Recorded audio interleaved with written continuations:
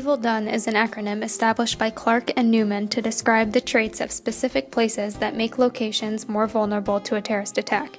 Before discussing Evil Done and terrorism, we will first review the concepts that contributed to the development of Evil Done. Environmental criminologists focus on explaining the criminal event, with the setting of the crime being the primary emphasis.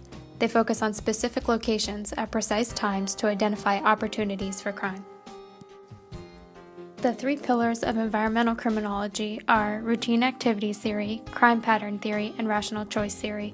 Each one of these theories contributes to the understanding of how offenders and victims come together and the importance of settings and time. Routine activity theory establishes that crime results from a convergence of a motivated offender, a suitable target, and the absence of a capable guardian at a particular time and space. When each of the three components converges, a crime opportunity is developed. Crime pattern theory suggests that crime will occur when the activity space of a motivated offender overlaps with the activity space of a suitable target. The intersection of the two activity spaces creates the opportunity for criminal behavior. Rational choice theory assumes that all humans are rational individuals who will weigh the potential cost against the perceived rewards or benefits of a particular action. All three theories converge to create situational crime prevention, which is the application of environmental theory into direct crime prevention actions. The goal is to modify the environment to adjust the offender's perception of cost and benefits, and ultimately influence their behavioral decision. In order to reduce opportunities, situational crime prevention proposes 5 general categories of focus. Increasing perceived efforts involves making it appear that the offender must exert more effort to complete the desired task. This includes target hardening, controlling access to facilities, screening exits, deflecting offenders, and controlling tools and weapons. Increasing the perceived risks involves prompting the offender into believing that the risk of being apprehended outweighs the potential rewards of the crime. The techniques include extending guardianship, assisting natural surveillance, reducing anonymity, utilizing place managers, and strengthening formal surveillance. Reducing anticipated rewards involves lowering what the offender seeks to gain from taking advantage of the crime opportunity.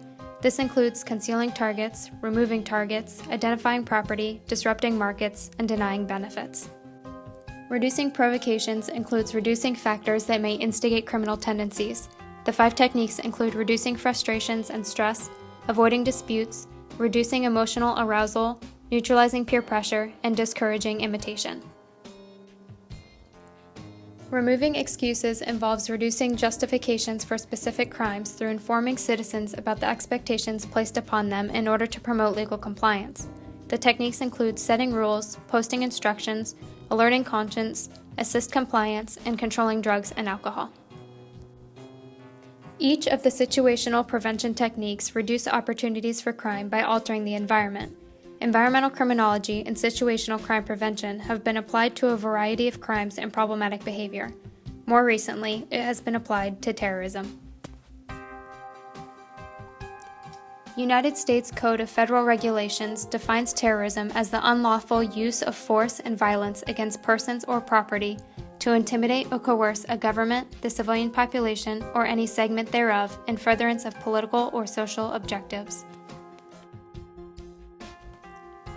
Since 1991, there have been over 60,000 documented cases of terrorism around the world. These horrific acts caused millions of deaths and billions of dollars in property damage. Clark and Newman assert that just as index crimes can be successfully prevented through identifying and reducing opportunities, so too can terrorist attacks. However, due to the complex nature of terrorism, Clark and Newman have broken down the opportunities exploited by terrorists into 4 vital pillars: targets, weapons, tools, and facilitating conditions.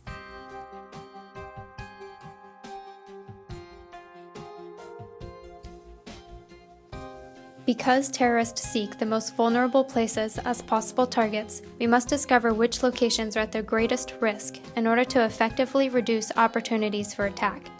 The risk of a place becoming a target of terrorism is dependent on 2 factors: expected loss and vulnerability.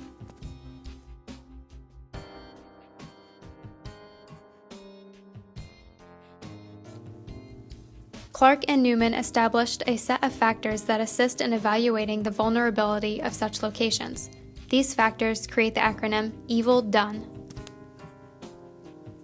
The more elements that apply to a location, the more vulnerable the target is to terrorism.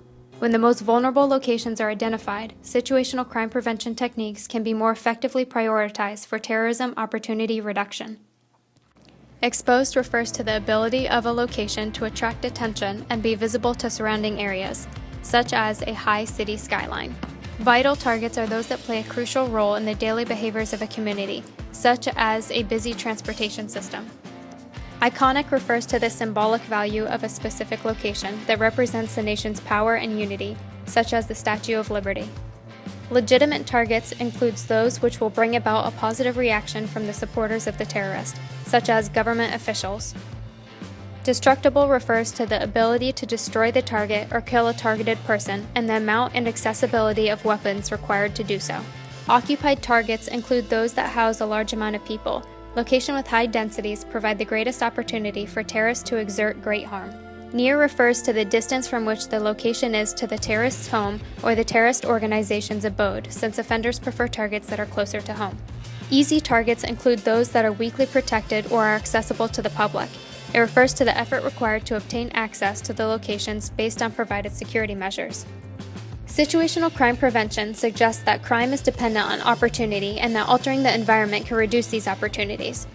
By identifying places that are most vulnerable to terrorist attack through the factors and evil done, situational crime prevention resources can be more effectively applied to opportunity reduction at the most vulnerable targets.